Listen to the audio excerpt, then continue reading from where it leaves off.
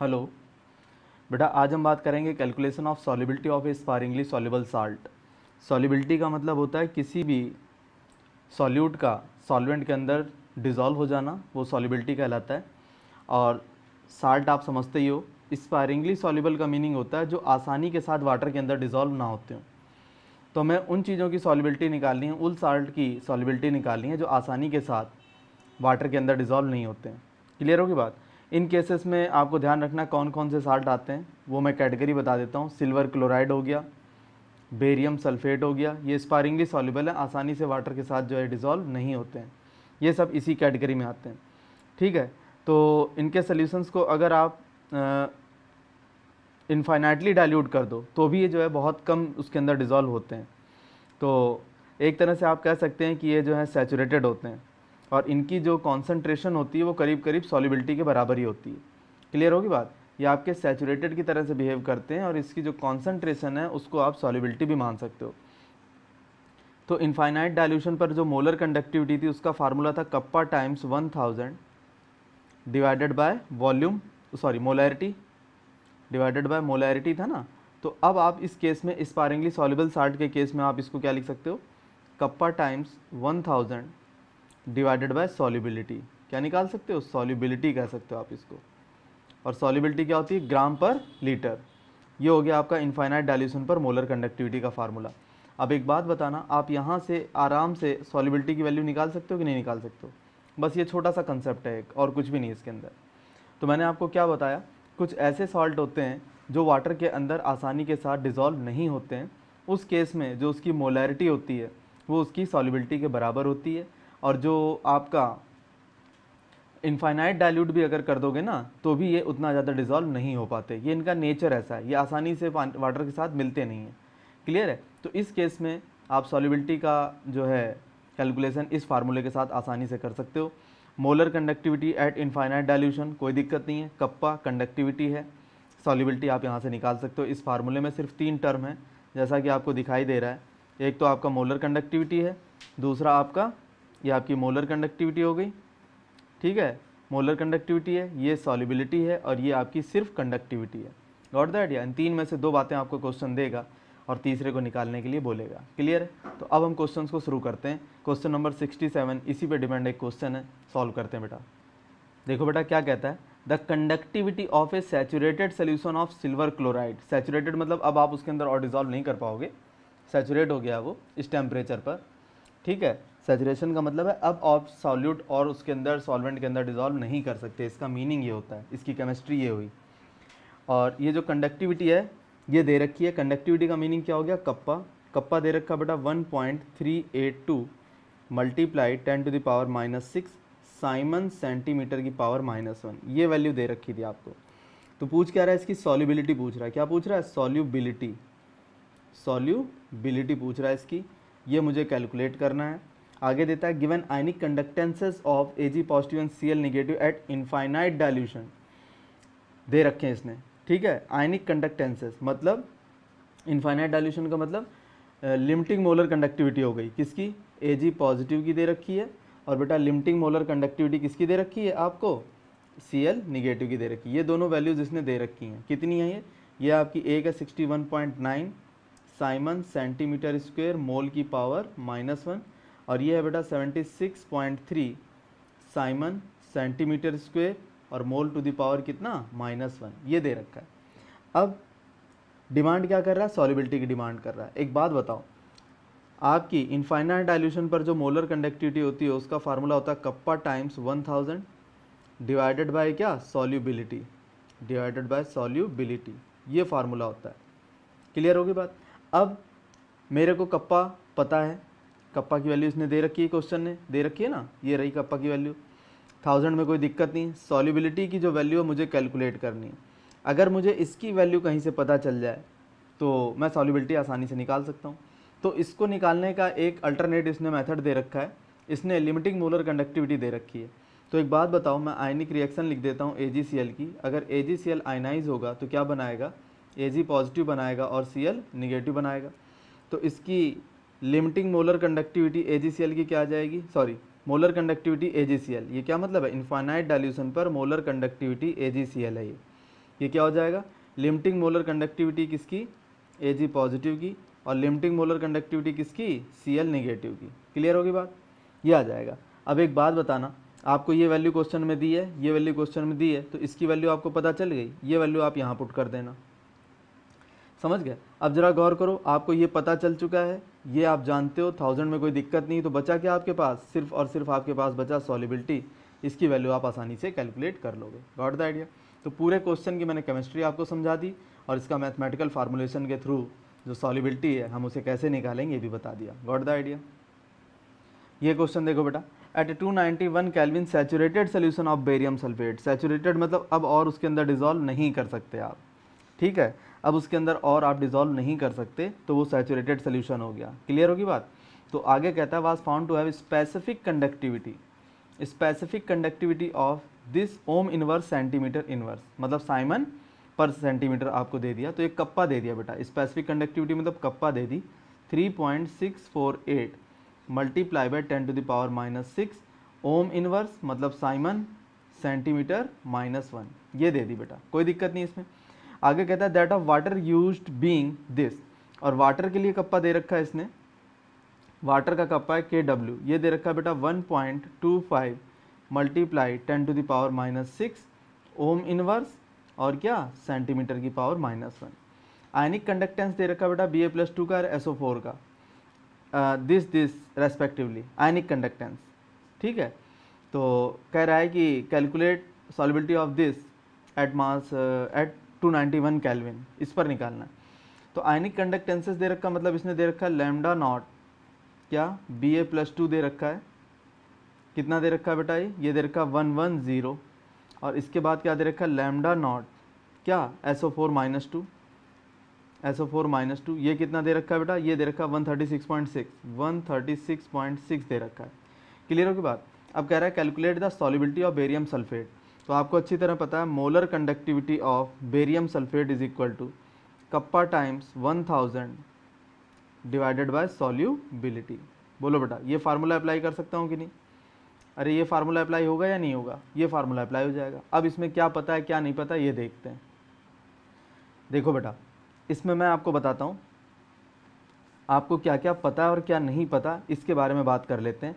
Solubility तो बेटा मुझे कैलकुलेट करनी है, तो सॉल्युबिलिटी के आगे तो मैंने लगा दिया क्वेश्चन मार्क, 1000 में कोई दिक्कत नहीं है। अगर मुझे मोलर कंडक्टिविटी मिल जाए तो मेरी बात बन जाए, मोलर कंडक्टिविटी मैं निकाल सकता हूँ, मैं रिएक्शन बताता हूँ इसकी क्या होगी। तो अगर आपका बेरियम सल्फेट है ये, तो किस तरह से आयनाइज होगा, ये आयनाइज होगा Ba+2 और क्या होगा SO4 -2 में ब्रेक हो जाएगा ये। क्लियर है। तो molar conductivity at infinite dilution is equal to limiting molar conductivity of Ba+2 और limiting molar conductivity of SO4 -2। मुझे ये पता, क्लियर होगी बात। इसका मतलब ये वैल्यू मुझे पता चल गई, ये वैल्यू मैं उठा करके यहाँ पुट कर दूंगा। क्लियर होगी बात, इतनी बात में तो कोई दिक्कत नहीं। अब दिक्कत क्या कर रहा है, दिक्कत कर रहा है ये कप्पा मुझे बेरियम सल्फेट के लिए चाहिए। किसके लिए चाहिए, बेरियम सल्फेट के लिए। तो ये वाला कौन सा कप्पा था, ये बेटा सोल्यूशन का था। ये किसका था, सोल्यूशन का था। और मुझे कप्पा चाहिए सॉल्यूट का, और सॉल्वेंट इसमें कौन है, वाटर है। क्लियर होगी बात। तो आपको चाहिए कप्पा सॉल्यूट का, सॉल्यूट का कप्पा मतलब बेरियम सल्फेट का कप्पा चाहिए आपको। मुझे किसका पता है, कप्पा सोल्यूशन का पता है, कप्पा सोल्यूशन का पता है। अगर उसमें से मैं कप्पा सॉल्वेंट का हटा दूं, और यहाँ पर सॉल्वेंट है कौन, वाटर है, तो मेरी बात बन जाएगी कि नहीं बन जाएगी। तो ये जो कप्पा है, यहाँ पर जो कप्पा है, ये मुझे किसका चाहिए था, ये मुझे चाहिए था बेटा सॉल्यूट का। किसका, सॉल्यूट का। तो एक बात बताओ, यहाँ से जो कप्पा सॉल्यूट आएगा, क्योंकि मुझे ये पता है सोल्यूशन का कप्पा पता है और सॉल्वेंट का कप्पा पता है, तो सॉल्यूट का कप्पा मैं उठा करके कहाँ पुट कर दूंगा, इस जगह पर पुट कर दूंगा। तो बस क्या नहीं पता मुझे, सॉल्युबिलिटी नहीं पता, मैं आसानी के साथ कैलकुलेट कर सकता हूँ। थोड़ा सा कॉम्प्लिकेटेड इसने क्या कर दिया बेटा, मैं फिर बता देता हूँ। इसने जो है यहाँ पर वाटर का दे दिया कप्पा, वाटर का कप्पा दे दिया, ठीक है, और सैचुरेटेड सोल्यूशन का कप्पा दे दिया, सैचुरेटेड सोल्यूशन का कप्पा दे दिया। हमें बेरियम सल्फेट के कप्पा की ज़रूरत है, क्योंकि हम उसी की कंडक्टिविटी निकाल रहे हैं। क्लियर होगी बात। तो यहाँ इसने क्वेश्चन को थोड़ा सा घुमाने की कोशिश की है। यहाँ पर आपको केमिस्ट्री थोड़ी सी अप्लाई करनी पड़ेगी इस वाले पोजीशन पर। कि सॉल्यूट का जो कप्पा होगा वो सॉल्यूशन के कप्पा में से सॉल्वेंट के कप्पा को माइनस करने पे मिलेगा। क्लियर होगी बात। और मोलर कंडक्टिविटी निकालने का फार्मूला आपको कहाँ से मिल जाएगा, वो इस वाली पोजीशन से मिल जाएगा। क्लियर है। तो जितना डाटा दिया था उसको यूज़ करके मैं अपनी प्रॉब्लम को सॉल्व कर सकता हूँ। क्लियर है बेटा। अब हमें करना है calculation of ionic product of water. ये क्या चीज़ है मैं आपको बताता हूँ। आयनिक प्रोडक्ट ऑफ वाटर का मीनिंग क्या हुआ, जैसे आपका ये वाटर है, अगर ये आयनाइज होगा तो क्या बनाएगा बेटा, H पॉजिटिव बना लेगा और OH नेगेटिव बना लेगा। इस बात में कोई दिक्कत नहीं है। क्लियर है। अब मैं आपको बताता हूँ limiting molar conductivity H positive water के केस में आती है 349.8 Simon centimetre square mole inverse. ये याद रखना है आपको, इसमें कुछ नहीं कर सकते हम। ये limiting molar conductivity OH negative आती है, आपको याद रखना है ये भी 198.5 साइमन सेंटीमीटर स्क्वायर और मोल की पावर कितना -1। क्लियर होगी बात। तो बेटा अब अगर मैं निकालना चाहता हूँ क्या, अब मैं निकालना चाहता हूँ अगर लिमिटिंग मोलर कंडक्टिविटी किस चीज़ की, वाटर की, तो क्या आएगा limiting molar conductivity H positive plus limiting molar conductivity OH negative. दोनों वैल्यूज़ मुझे पता है, ये कितनी 349.8 और ये कितनी है 198.5। इसको आप सॉल्व कर लेना, जो भी आता है इसको आप सॉल्व कर लेना। बोलो इतने में तो कोई दिक्कत नहीं है। अब जो अगली चीज़ है, जो प्योर वाटर होता है बेटा आपका, क्या होता है प्योर वाटर। प्योर वाटर का 298 केल्विन पर जो कप्पा होता है वो होता है 5.54 मल्टीप्लाई 10⁻⁻8 साइमन सेंटीमीटर की पावर -1। ये आपको याद रखना है। जिस चीज़ पे मैं रेड से निशान लगा दूँ आपको याद रखना है। एक तो आपको ये वैल्यू याद रखनी है, आपको ये वैल्यू याद रखनी है, ये वैल्यू याद रखनी है। बाकी काम सरल है, बाकी काम आपका सरल है। ठीक है। तो एक बात बताओ, molar conductivity at infinite dilution क्या होता है, kappa times 1000 divided bye molarity. ये फार्मूला आपको पढ़ा रखा है मैंने, ये फार्मूला पढ़ा रखा है। तो यहाँ से आप क्या कैलकुलेट कर सकते हैं, मोलैरिटी कैलकुलेट कर सकते हैं। तो इस मोलैरिटी को इधर ले जाओ और ये मोलर कंडक्टिविटी का जो वैल्यू है उसको इधर ले आओ। आगे बात समझ में। जब आप ऐसा करोगे तो आपको क्या मिल जाएगा, यहाँ से आपको मोलर कंडक्टिविटी की वैल्यू जो है, सॉरी मोलैरिटी की वैल्यू आप यहाँ से निकाल सकते हैं। किसकी वैल्यू निकाल सकते हैं, मोलैरिटी की वैल्यू। आप यहाँ से किसकी वैल्यू निकाल लेंगे, मोलैरिटी की वैल्यू निकाल लेंगे। क्लियर होगी बात, मोलैरिटी आपको पता चल जाएगी, कोई दिक्कत नहीं। अब जरा गौर से देखना, जो आपका पूछ रहा था ना आपसे क्या चीज़ थी, calculation of ionic product of water. Ionic product of water क्या होता है, H पॉजिटिव कॉन्सेंट्रेशन और OH निगेटिव कॉन्सेंट्रेशन। बेसिकली ये भी मोलैरिटी है, मोलैरिटी, और आपका ये भी जो है मोलैरिटी है। तो इन दोनों की वैल्यू कहाँ से पुट करोगे, इन दोनों की वैल्यू जो यहाँ से मोलैरिटी आएगी वही वैल्यू आपको यहाँ पुट करनी पड़ेंगी। जैसे ही आप ये वैल्यू पुट करोगे तो आपका आंसर आ जाएगा कुछ, वही आपका क्या होगा, ionic product of water. Got the idea. तो पूरी केमिस्ट्री को एक बार फिर बता देता हूँ बेटा, यहाँ से समझ लो पूरी केमिस्ट्री इसकी। वाटर आयनाइज होगा तो H पॉजिटिव OH निगेटिव बनाएगा। इसकी इनफाइनाइट डाइल्यूशन पर limiting molar conductivity H positive की आपको याद रखनी है, OH निगेटिव की याद रखनी है, वाटर की आप निकाल लोगे। ये किस फार्मूले से, कोलार्स लॉ आपने पढ़ रखा है। क्या पढ़ रखा है, कोलार्स लॉ। इस लॉ से आपने जो है लिमिटिंग मोलर कंडक्टिविटी वाटर की निकाल ली। क्लियर है। प्योर वाटर की जो स्पेसिफिक कंडक्टिविटी होती है दैट इज कप्पा और प्योर वाटर, ये इतना होता है, याद रखना आपको ये। इसके बाद आप ये फार्मूला पहले से ही जानते हैं। यहाँ पर आप क्या करेंगे, मोलैरिटी की वैल्यू निकाल लेंगे। जैसे ही आपने मोलैरिटी की वैल्यू निकाली तो आपका ये जो वाटर के लिए कांस्टेंट होता है, ठीक है, calculation of degree of, calculation of ionic product of water, ठीक है। आयनिक प्रोडक्ट ऑफ वाटर जो है आप कैसे कैलकुलेट करेंगे, H पॉजिटिव कॉन्सेंट्रेशन और OH निगेटिव कॉन्सेंट्रेशन का मल्टीप्लाई कर देंगे। कॉन्सेंट्रेशन का मतलब यहाँ मोलैरिटी है और मोलैरिटी की वैल्यू आप निकाल चुके हो यहाँ से, यही वैल्यू उठा करके आप यहाँ पर पुट कर दोगे, आपका फाइनल आंसर आ जाएगा। Got the idea. इस तरह से प्रॉब्लम आपकी सॉल्व हो जाएगी। अब बेटा हम बात करेंगे गैल्वेनिक सेल की या इलेक्ट्रोकेमिकल सेल। इसी को हम क्या बोल सकते हैं, इलेक्ट्रोकेमिकल सेल। इलेक्ट्रोकेमिकल सेल भी यही है, ठीक है। ये सेल एक ऐसी डिवाइस है जो आपकी केमिकल एनर्जी को कन्वर्ट कर देती है इलेक्ट्रिकल एनर्जी में। क्लियर होगी बात। ये केमिकल एनर्जी को किस में कन्वर्ट कर देता है, इलेक्ट्रिकल एनर्जी में। क्लियर होगी बात। और ये कैसे करता है, इसमें होती है सेल रिएक्शंस। क्या होती हैं, सेल रिएक्शंस होती हैं। वो कौन कौन सी होती हैं? एक तो बेटा होती है ऑक्सीडेशन हाफ रिएक्शन, एक तो होती है ऑक्सीडेशन वाली रिएक्शन, ऑक्सीडेशन, और दूसरी होती है रिडक्शन हाफ रिएक्शन। कौन सी होती है? रिडक्शन। ये दो रिएक्शंस होती हैं, ऑक्सीडेशन और रिडक्शन, और इन दोनों की मदद से आपको क्या मिलता है? नंबर ऑफ इलेक्ट्रॉन्स मिलते हैं जो एक एंड से दूसरे एंड पर ट्रांसफर होते हैं। ठीक है, तो ये दो हाफ रिएक्शंस होने की वजह से आपको केमिकल अपनी बॉन्ड को ब्रेक करता है, बॉन्ड ब्रेक करने से इलेक्ट्रॉन रिलीज होते हैं, इलेक्ट्रॉन रिलीज होने के बाद जो है मूव करते हैं, और इलेक्ट्रॉन क्योंकि चार्ज है तो और चार्ज का मूव होना क्या होता है? इलेक्ट्रिसिटी होता है। तो इस तरह से हम केमिकल एनर्जी को इलेक्ट्रिकल एनर्जी में कन्वर्ट कर सकते हैं। Got the idea?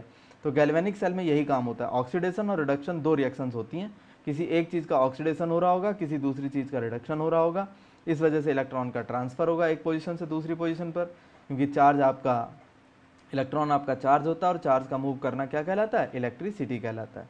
That's all. ये आपके गैल्वेनिक सेल होते हैं।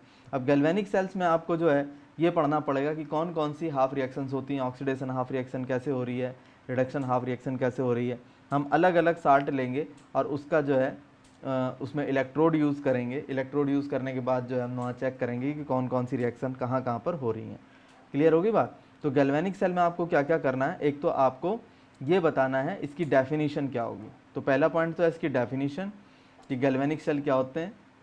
ठीक है, गैल्वेनिक सेल वो डिवाइस है जो केमिकल एनर्जी को इलेक्ट्रिकल एनर्जी में कन्वर्ट कर देती है। एक काम ये कर दिया, दूसरा काम क्या करोगे? डायग्राम बनाओगे बेटा, इसमें डायग्राम तैयार करोगे। और तीसरा जो काम है आपका वो है सेल रिएक्शन लिखना। वेरी वेरी इंपॉर्टेंट, बिना इसके तो कंप्लीट नहीं हो सकता। सेल रिएक्शन लिखना।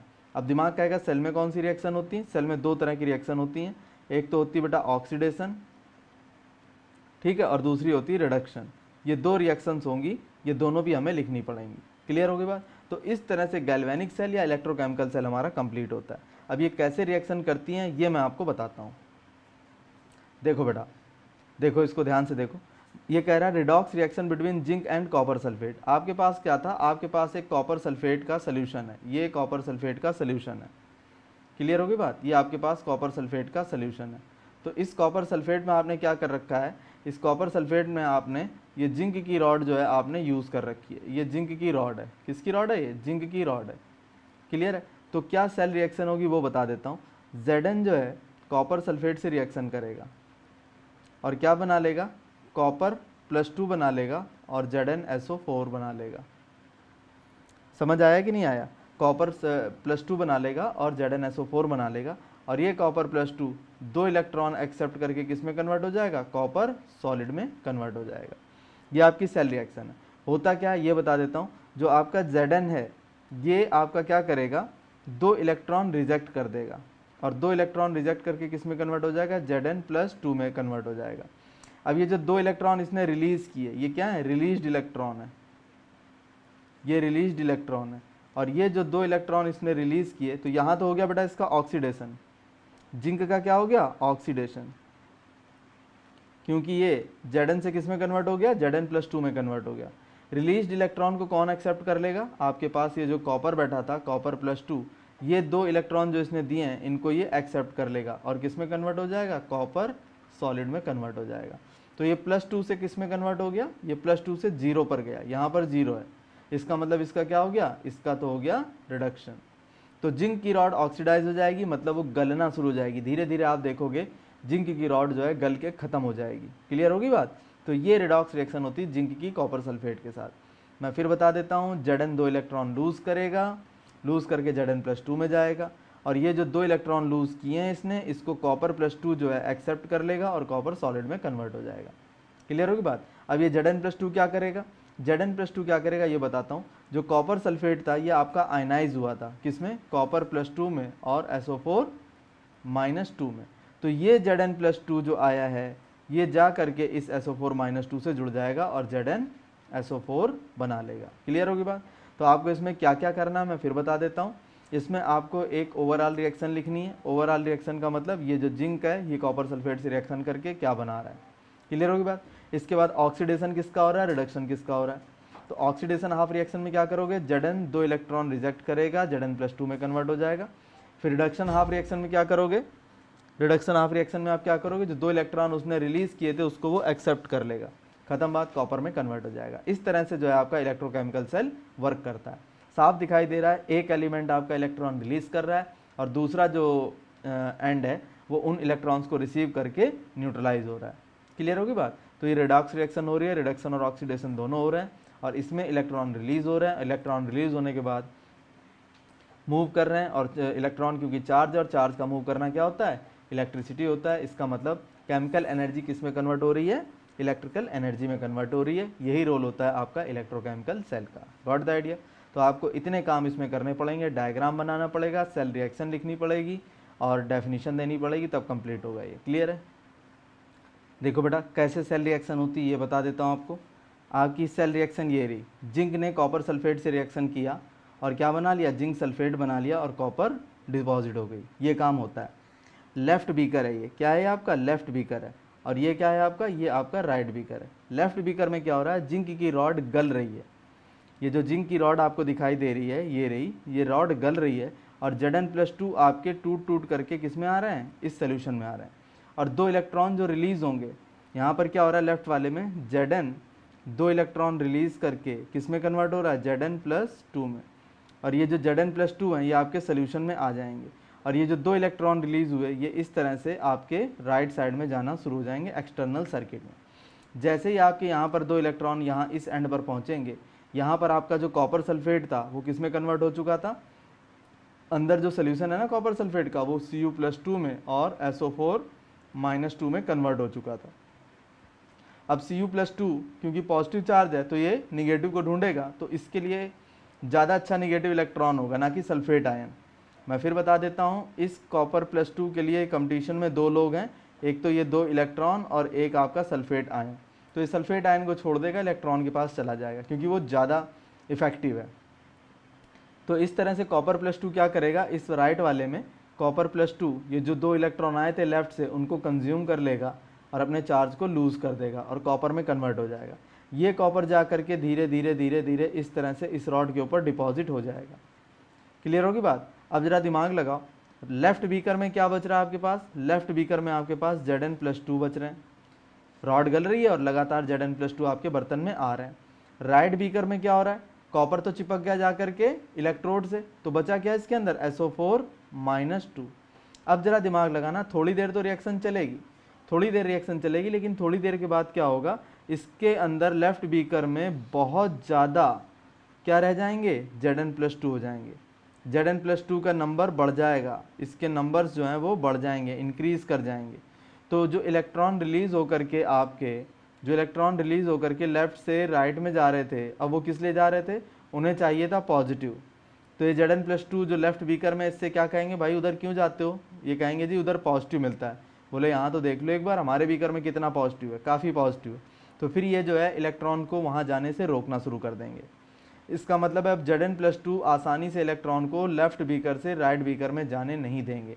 अब राइट बीकर पे आ जाओ, राइट बीकर में क्या है, सल्फेट आयन है SO4-2, ये रहा आपके SO4-2। कॉपर से क्या कहेंगे, भाई आप क्यों जा रहे हो उधर दूसरे एंड पर, कहेगा जी इलेक्ट्रॉन आ रहे हैं, ज़्यादा निगेटिव है। कहेंगे एक बार देख तो लो अपने बर्तन में कितने SO4-2 हैं, बहुत ज़्यादा SO4-2, तुम्हें वहाँ जाने की ज़रूरत नहीं है। तो ये क्या करेंगे, Copper+2 को उस इलेक्ट्रोड पे जाने से रोकेंगे। ठीक है, तो दोनों आपके बीकर में क्या हो रहा है, Zn+2 इलेक्ट्रॉन को नहीं जाने दे रहा लेफ्ट में, और SO4-2 राइट वाले बीकर में Copper+2 को नहीं जाने दे रहा है। इसका मतलब थोड़ी देर बाद आयंस का मूवमेंट रुक जाएगा, और आयंस का मूवमेंट अगर रुक गया तो ज़रा दिमाग लगाओ, क्या ये इलेक्ट्रॉन लेफ्ट से राइट आ पाएंगे, नहीं आ पाएंगे। तो उससे बचने का रास्ता क्या है, उससे बचने का रास्ता ये निकाला गया कि इसके अंदर एक ये साल्ट ब्रिज लगा दिया गया। ये देख रहे हो आप, जो मैं अब कलर कर रहा हूँ ब्राउन से, ये आपका साल्ट ब्रिज है, ये यूज़ कर लिया गया। अब आप कहोगे इस ब्रिज का क्या रोल है, इस ब्रिज का बहुत सही रोल है। देखो राइट बीकर के अंदर जो SO4-2 नंबर्स में ज़्यादा हो गए थे, वो आपके इस तरफ से इस ब्रिज के अंदर आना शुरू हो जाएंगे, और लेफ्ट बीकर में जो Zn+2 नंबर्स में ज़्यादा हो गए थे, वो क्या करेंगे, वो इस ब्रिज के थ्रू जो है राइट साइड में आना शुरू हो जाएंगे। ठीक है, तो दिमाग लगाओ क्या होगा, अब Zn के ऊपर +2 का चार्ज है, SO4 के ऊपर -2 का चार्ज है, ये दोनों आपस में मिक्स हो जाएंगे। तो ना तो लेफ्ट बीकर में Zn+2 ज़्यादा बचे और ना ही राइट बीकर में SO4-2 ज़्यादा बचे। तो लगातार जो जिंक की रॉड है वो गलती रहेगी, Zn+2 देती रहेगी, और ये जो है Zn+2 आयन साल्ट ब्रिज के थ्रू SO4-2 के साथ मिलता रहेगा। और लगातार इलेक्ट्रॉन जो है आपके क्या करेंगे, लगातार इलेक्ट्रॉन लेफ्ट से राइट वाले बीकर में आते रहेंगे। और अगर आपने यहाँ बल्ब लगा रखा है तो वो लगातार जलता रहेगा। ये अगर आपका बल्ब है, इसको लगातार चार्ज मिलता रहेगा, इलेक्ट्रिसिटी मिलती रहेगी, तो ये ग्लो करेगा। क्लियर होगी बात। तो इसमें आपको मैंने अच्छी तरह समझा दिया लेफ्ट बीकर में क्या होता है, राइट बीकर में क्या होता है। लेफ्ट बीकर में जिंक की रॉड गलेगी, Zn+2 देगी, 2 इलेक्ट्रॉन रिलीज होंगे, वो लेफ्ट बीकर से राइट बीकर में बाहर वाले सर्किट से पहुंचेंगे। क्लियर होगी बात। राइट वाले सर्किट में जब 2 इलेक्ट्रॉन पहुंचेंगे तो उसको Copper+2 एक्सेप्ट कर लेगा, अपने चार्ज को लूज कर जाएगा और इलेक्ट्रोड से चिपक जाएगा। ग्रीन कलर से मैंने दिखा दिया ये, यहाँ तक ठीक है। लेफ्ट बीकर में Zn+2 नंबर्स में बढ़ जाएंगे सोल्यूशन के अंदर, राइट बीकर में आपके SO4-2 बढ़ जाएंगे नंबर्स में। तो इससे बचने का तरीका है साल्ट ब्रिज यूज़ कर लो। साल्ट ब्रिज क्या करेगा, इनको एक रास्ता दे देगा, Zn+2 को और SO4-2 को आपस में मिक्स करवा देगा। मिक्स करने से ना तो लेफ्ट बीकर में Zn+2 ज़्यादा रह जाएंगे, ना राइट बीकर में SO4-2 ज़्यादा रह जाएंगे। तो ये जो है आपका लेफ्ट बीकर में जो जिंक की रॉड है लगातार गलती रहेगी, इलेक्ट्रॉन रिलीज करती रहेगी, एक्सटर्नल सर्किट से वो इलेक्ट्रॉन लेफ्ट के से राइट की तरफ जाते रहेंगे। और अगर आपने एक बल्ब यूज़ कर रखा है, मान लो कोई भी इंस्ट्रूमेंट यूज़ कर रखा है, तो वो फंक्शनिंग रहेगा। अगर बल्ब है तो वो ग्लो करता रहेगा। तो आपको आइडिया लग जाएगा कि हमारी करंट लगातार हमें मिल रही है। क्लियर होगी बात।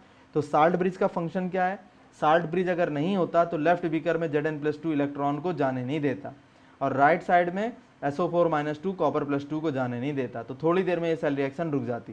सेल रिएक्शन रुक जाती तो इलेक्ट्रॉन का ट्रांसफ़र रुक जाता, इलेक्ट्रॉन का ट्रांसफ़र रुकते ही इलेक्ट्रिसिटी रुक जाती, इलेक्ट्रिसिटी नहीं मिलती तो बल्ब आपका ग्लो नहीं करता। समझ गए। तो साल्ट ब्रिज ने इस प्रॉब्लम को शॉर्ट आउट किया, Zn+2 नहीं बढ़ने दिए, SO4-2 नहीं बढ़ने दिए, और जो है आपकी इलेक्ट्रिसिटी को मेंटेन करवाया। तो जब तक आपकी जिंक की रॉड है तब तक आपकी इलेक्ट्रिसिटी आपको मिलती रहेगी। जैसे ही जिंक की रॉड खत्म हो जाएगी तो आपको इलेक्ट्रॉन्स मिलना बंद हो जाएंगे, इलेक्ट्रिसिटी मिलना बंद हो जाएगी। क्लियर होगी बात। मैंने पूरी वर्किंग आपको बता दी। अगर ये कंसेप्ट आ जाए एग्जाम में तो आप क्या करोगे, डायग्राम बनाओगे। पहला केस क्या है, डायग्राम बनाना। पहला केस तो डायग्राम बनाओगे, वेरी इंपॉर्टेंट, साफ सुंदर बनाना पड़ेगा। ये नीट एंड क्लीन डायग्राम होना चाहिए, उसी से टीचर आपको मार्क्स दे देगा, समझ जाएगा हाँ बच्चे को कुछ पता है। पहला काम डायग्राम बनाना है। दूसरा काम है आपका सेल रिएक्शन लिखना। सेल रिएक्शन लिखना, सेल रिएक्शन का मतलब लेफ्ट बीकर में क्या हुआ, राइट बीकर में क्या हुआ, वो मैं अभी फिर आपको लिख के बता देता हूँ। मतलब ऑक्सीडेशन हाफ रिएक्शन और रिडक्शन हाफ रिएक्शन लिखनी। और इसके बाद तीसरे नंबर पर आता है इसकी वर्किंग। ये भी इंपॉर्टेंट है, वर्किंग पूछ सकता है आपसे कि किस तरह से इलेक्ट्रोकेमिकल सेल वर्क करता है। और चौथा जो सबसे इंपॉर्टेंट है वो है साल्ट ब्रिज का फंक्शन। जो साल्ट ब्रिज है उसका फंक्शन क्या है, अगर साल्ट ब्रिज नहीं लेते तो क्या फ़र्क पड़ जाता, ये क्वेश्चन आपसे पूछ सकता है, अलग से पूछ सकता है। तो साल्ट ब्रिज का फंक्शन भी आपको तैयार कर लेना है। Got the idea. Cell reaction में आपको बता देता हूँ किस तरह से दोनों सेल रिएक्शन हुई हैं, ऑक्सीडेशन हाफ रिएक्शन और रिडक्शन हाफ रिएक्शन।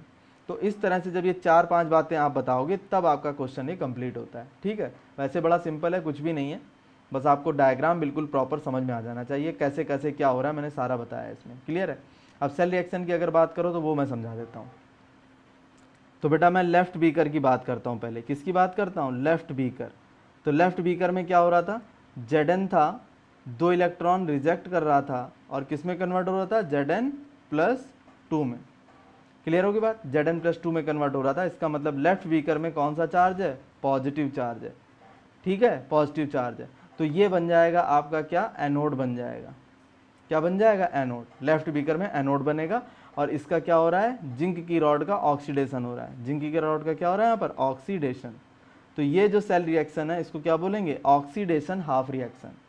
क्या बोलेंगे, ऑक्सीडेशन हाफ रिएक्शन। क्लियर होगी बात। इसके बाद राइट बीकर में क्या हुआ, आपके राइट बीकर में क्या हुआ, राइट बीकर में बेटा ये जो आपका Copper+2 था, जो कॉपर सल्फेट सोल्यूशन से आया था, ये जो 2 इलेक्ट्रॉन जिंक ने दिए थे आउटर सर्किट से आएंगे, इसके पास मिल जाएंगे और कॉपर में कन्वर्ट कर देंगे सॉलिड में। ये डिपॉजिट हो जाएगा। क्या हो जाएगा, ये डिपॉजिट हो जाएगा, इलेक्ट्रोड से चिपक जाएगा। अब इस पर कौन सा चार्ज आएगा, निगेटिव चार्ज आएगा। तो ये क्या बन जाएगा आपका कैथोड। ये आपका कैथोड का काम करेगा। क्लियर होगी बात। तो ये साफ दिखाई दे रहा है, +2 से कहाँ जा रहा है, 0 पर जा रहा है। यहाँ कॉपर के ऊपर कितना चार्ज है, 0 है। तो यहाँ पर क्या हो रहा है, रिडक्शन। तो ये आपका रिडक्शन हाफ सेल हो गया। क्या हो गया, रिडक्शन वाला हाफ सेल हो गया। Oxidation half reaction, reduction half reaction, ये 2 रिएक्शन आपको वहाँ लिखनी पड़ेगी। और अगर ओवरऑल लिखना चाहो तो Zn प्लस कॉपर सल्फेट ये किस में कन्वर्ट हो जाता है, जिंक सल्फेट प्लस कॉपर। ये ओवरऑल रिएक्शन है, ये आपकी ओवरऑल रिएक्शन है। इस तरह से क्वेश्चन आपका कंप्लीट होता है। Got the idea? Thank you.